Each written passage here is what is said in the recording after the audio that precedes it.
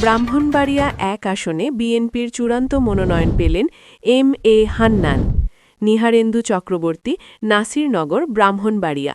আসন্ন ত্রয়োদশ জাতীয় সংসদ নির্বাচনে সংসদীয় আসন ২৪৩, ব্রাহ্মণবাড়িয়া ১, নাসিরনগর আসনে বাংলাদেশ জাতীয়তাবাদী দল বিএনপি এর চূড়ান্ত মনোনয়ন পেয়েছেন ব্রাহ্মণবাড়িয়া জেলা বিএনপির সদস্য ও নাসিরনগর উপজেলা বিএনপির সভাপতি এম এ হান্নান।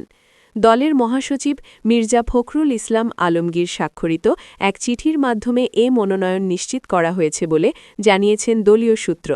গত ২০ ডিসেম্বর ২০২৫ তারিখে মহাসচিবের স্বাক্ষরিত মনোনয়নপত্র তিনি হাতে পেয়েছেন। উল্লেখ্য, গত ১৮ ডিসেম্বর অর্থাৎ বৃহস্পতিবার তিনি উপজেলা নির্বাচন অফিস থেকে মনোনয়ন ফর্ম সংগ্রহ করেন।